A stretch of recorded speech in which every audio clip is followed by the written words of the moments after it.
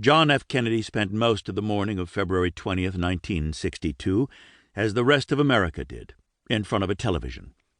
When he woke up, he turned on the set in his bedroom, so he and his wife, Jacqueline, could watch the countdown to the launch of John Glenn's spacecraft, Friendship 7, and when he arrived in the Oval Office, he clicked on the television there.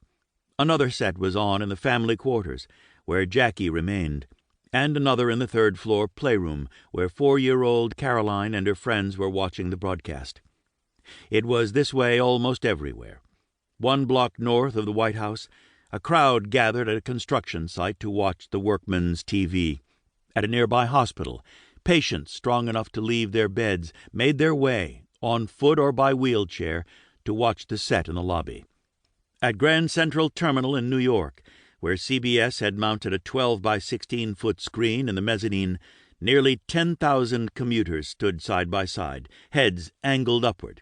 10 months earlier, when the Soviet Union had launched the first man into space, Yuri Gagarin, who won the place in history that Glenn and the other Mercury astronauts had sought for themselves and their nation, it had done so in secrecy. But Glenn, as the New York Times columnist James Reston wrote, was taking the whole country along for the ride. The country had been on edge for months.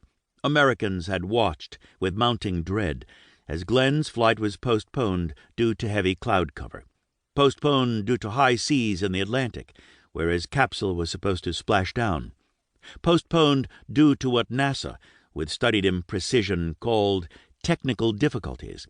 Every delay, 10 scrubs by mid-February, gave the press more time to ruminate about the many ways an astronaut might die. In October 1957, the Soviet Union had become the first to send a satellite, Sputnik, into orbit, and then, in short succession, the first to put an animal into orbit, the first to land an unmanned craft on the moon, and the first to record images of the far side of the moon. American rockets, less powerful than Soviet boosters, tended, with alarming frequency, to explode on the launch pad or send their payloads into the sea. By April 1961, when Gagarin made his single orbit around the Earth, the specter of Soviet domination of the heavens had acquired, for many Americans, a grim sort of inevitability.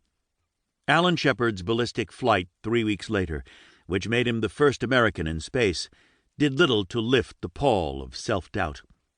Congress was losing patience. Committees held emergency hearings and demanded a crash campaign, round-the-clock shifts at NASA facilities to catch up. "Unless we do something very imaginative," one congressman snapped, "America is lost." The next step, many feared, was a Russian nuclear base in orbit, or on the surface of the moon.